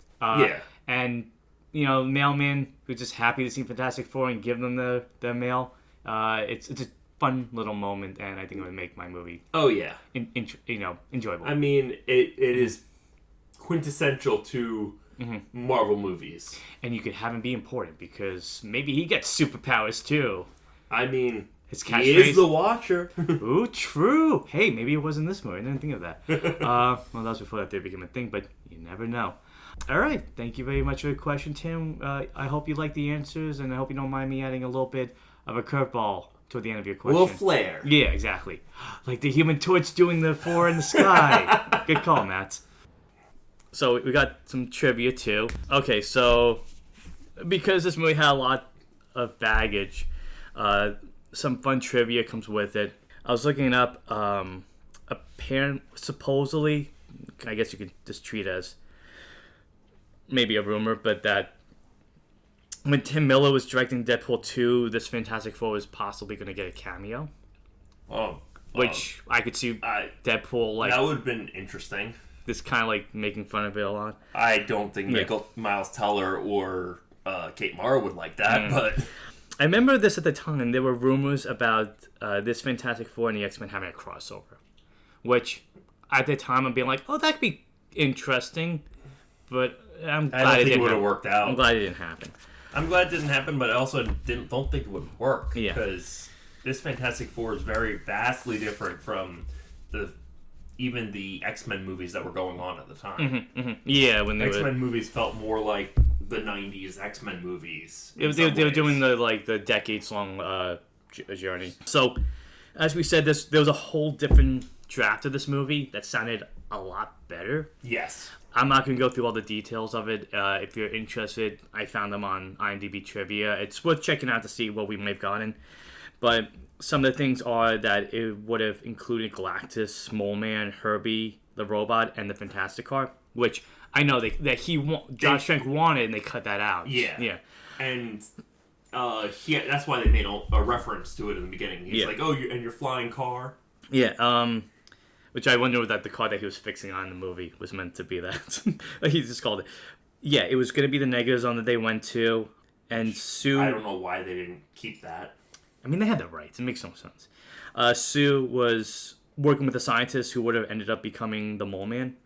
Okay. It does say here that... I'm sorry, Ree went away to school. Ben ended up going to the army. And then when they made their trip, that's why he wanted him, because he wanted some muscle, a bodyguard to be there to help him. That Doom was actually a spy for Latveria, and he was leaking all the research that they were building the machine to Latveria. Okay. Not sure why he wasn't the sovereign of Latveria. Because it's a younger version, you know. He was a college kid. Maybe his mother was the one running Latveria. Yeah. Like I said, this is negative zone, and they find out that they find Galactus there. Doom gets left behind. Doesn't make sense why Galactus would be in the negative zone. Whatever. Better than this. That would be a nihilist. Better than this. Yeah, I prefer a nihilist instead, but better than what we got. Ben and Reed go into the negative zone. Johnny and Sue stay behind. They get hit by dark matter. That gives them the power. And the dark matter comes from Galactus, I believe. But I did like they said in the original script they were going to be celebrities, which like reality TV stars, which that's who they are. They're celebrities. Everybody knows these names. That's what I thought the 2005 07 movies did really well too. And that's what First Steps did. Yeah. Well as well. Absolutely. They were the world. They were like the world's famous superheroes. Yeah. And they were only superheroes too. We find out that the information that Victor was stealing, Latveria makes his own gate. He comes through. He's a herald of Galactus now. No surprise here. He turns on Galactus to fight him. There's a lot of big fights and stuff. Yeah, Doom's like, I'm here to herald Galactus. And then, hey, guess what? What do they call it? Crisscross. Yeah. And there's a big fight in Latveria. But that version, at least what's here, ends with... you find out that's a Doom bot. That Doom was also still in the negative zone. I guess he can't leave because he's tied to Galactus or something. Okay. Like I said, there's better ideas, but... I mean, it's way better than what we got. Yeah, but I don't think any of them were really fleshed out. Like I said, I'm just glancing over a lot of details. It's definitely worth checking out if you had mixed feelings or no feelings about this movie to see what potentially could have happened. But yeah, that version ends with them preparing for the arrival of Doom and setting up the Baxter Foundation as a school, essentially the future foundation to help prepare for the coming Galactus. So I glanced over a lot of the details, but at least it included more of the comic book elements. Yeah. That time around. I'm guessing that was all... I'm guessing that was Slater, because it sounds like he had more passion for the source material. Because that feels more Avengers-y. Yeah, apparently, like you said, they were inspired by that time when that came out. But yeah, some other fun bits of trivia is... It comes down to rights. Like, they were rushing to make this movie just so they could keep the rights. Yeah. Was it worth it, though? Considering they didn't use the rights, no.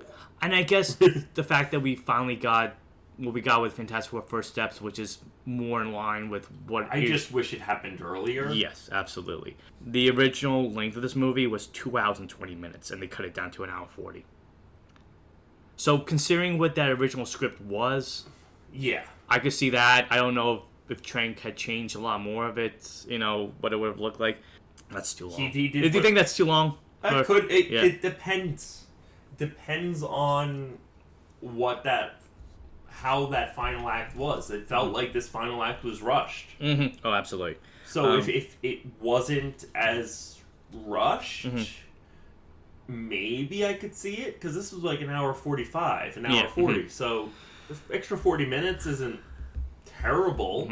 So I think you remember this too, when the movie was getting ready to come out. Josh Trank spoke out against the movie. Oh yeah. And he said, quote, "A year ago I had a fantastic version of this, and it would have received great reviews.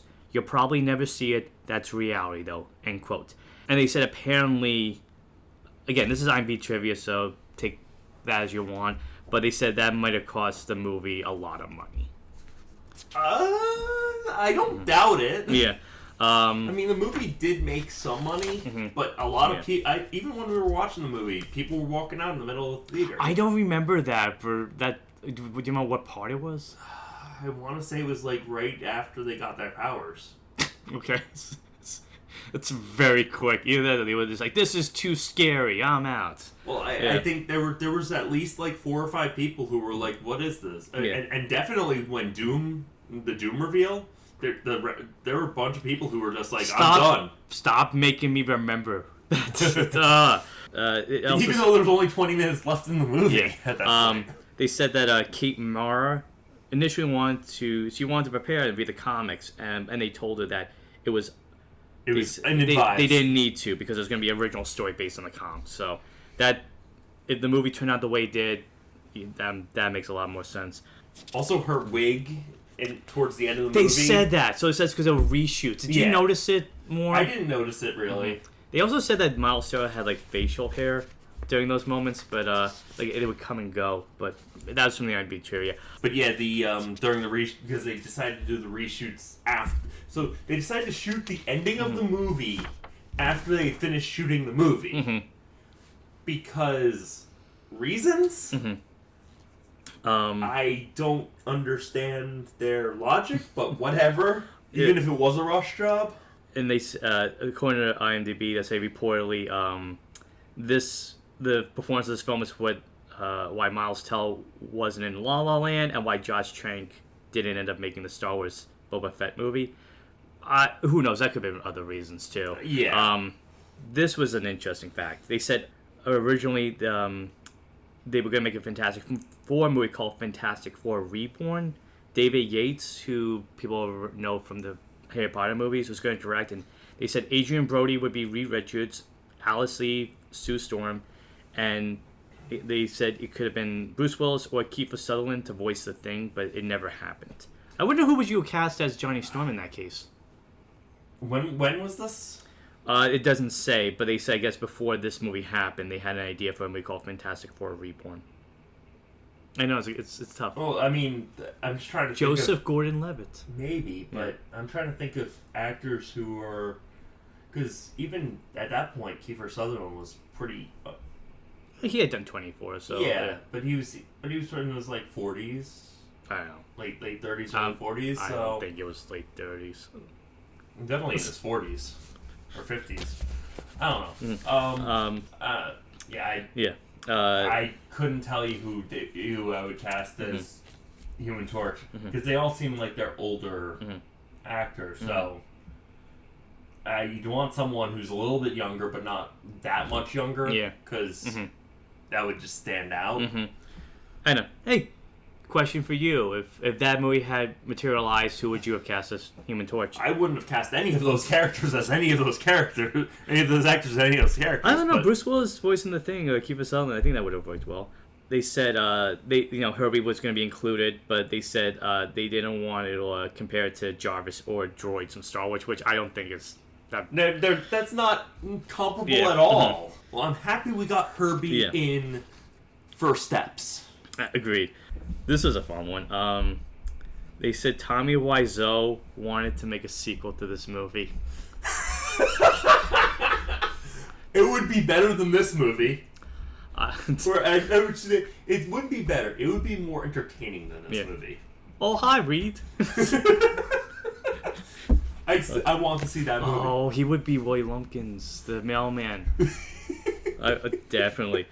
Yeah, and that's about like the trivia. But like, it did say that it did lose a lot of money, and also this is one of the few Marvel movies without a Stan Lee cameo.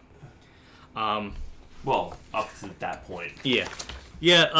Again, a case of the making of a movie being way more interesting than the actual final product. So, yeah, if anybody ever makes a documentary about the making of this movie, I would absolutely watch it in a second. We would review it too. You know. Now that we got questions and our trivia, overall thoughts of the movie now that we've discussed it. It was okay. I think it's like a solid 3 out of 5, but at least before the finale. I think the finale drops it down to like a 2.52 out of 5. Absolutely. Yeah. I think it significantly damages the movie. Like I said when we started this review, on its own, isolated sci-fi movie, not connected to comics. I think it's a serviceable, entertaining sci-fi movie. Some interesting ideas with body horror and, these people with powers suddenly being turned into soldiers and weapons. But as a Fantastic Four movie, it doesn't work. I think when I noticed, like, in the trailers when this came out, I'm like, oh, this Ultimate Fantastic Four. Oh, yeah, it makes sense. The Ultimates were the inspiration for the MCU. It makes sense that they would use this. But even those comics weren't this dour. They weren't this serious and dark. And I think that probably was... At least not until the end. Yeah. That Ultimate Reba just goes on to become the Maker, but that's a whole different thing. If this was setting up like Reba just becoming a villain like the Maker, if this had continued, that would have been kind of interesting. But Fantastic Four needs to be bright. It needs to be shining. It needs to be hopeful. And it needs to be the first family. Exactly. And while I really, like you said, enjoyed this team coming together, I think there were elements of something that could have really worked. And there's a scene where they're having a meal together, and even Victor's just laughing with them. Like, yeah, this feels like it's working. This feels like it is a team. It is a bunch of friends, working towards something. I don't even think it was overly gritty until, like, the last, half hour. Sure, but I mean, like... I think the lead up to it, I think it was a solid, it felt like a Fantastic Four movie up to that point. Yeah. It's once at least the Ultimate Fantastic Four. And then once the time skip happened and they start... Okay, yeah, that's fair. But still, I feel like the lead into it, felt like, okay, this is working. The characters are slowly coming together and they're becoming this team that's going to become the Fantastic Four. Yeah. That's working. But yeah, choices to... It means logical for the story they're telling that they'll become weapons, but it also detracts from who these characters are. Oh, yeah. They're able to find their own voice because as a family, they're leaning on each other and they're able to kind of discover those paths along the way. Yeah. So, it's not one of the worst comic book movies I've seen. I think the ones that there are worse. Ones that we're going to review later down the line that are way worse than this. Yeah. But this one was alright, I gotta say. It's far from perfect. It's a bad adaptation of the comics. But I don't think it's also it's a bad adaptation, but I also don't think it's as bad as some people make it out to be. It deserves many of the criticism people have made about this movie, but I don't think it deserves all the criticism. Yes. I think some of the characters really capture who they are. Like, for the most part, Teller does capture Reed's, distraction of always thinking about so much at once that makes him awkward. Sue's compassion when it does show in this movie, because I don't think she gets a lot of opportunities to show that. Yeah. But also her brilliant mind. Johnny's hot-headedness and just kind of always being excited about his powers, and Ben's conflicting nature of what he is, man or monster. Yeah, the cast really does well. And even Cable, before he becomes Dr. Doom, or Doom, he does get that essence of Victor being, I gotta be the smartest person in the room. So the cast try to make it work. It's just a script that was the problem. Yeah. Mm-hmm. All right. Anything else you want to add? No, I'm good. Yeah. All right. I gotta choose the next movie. Yes, you do. You want to pause it? Thank you for tuning into a review for Fantastic Four 2015, aka Fanforstic. Come back next time when we start a brand new franchise watch with Westworld, not the HBO show, the two movies. Yeah, the two movies. So Westworld and Future World. Have you seen the other one? I've only seen bits and pieces of the original Westworld. I've never actually seen the entirety of either of them. So the first one, it's good. It's not what you're gonna expect. I mean, it's a Michael Crichton adaptation. No, so but it's really interesting, and like most Crichton stories, has a really kind of high concept and a lot of things to talk about and think about. Future World, I haven't seen yet. So, but it's been a movie I've been very eager to check out. Okay. All right. Until franchise fatigue sets in, I'm Matt Fisher. I'm Matt Sparrow. For the Franchise Connection. Bye. Bye.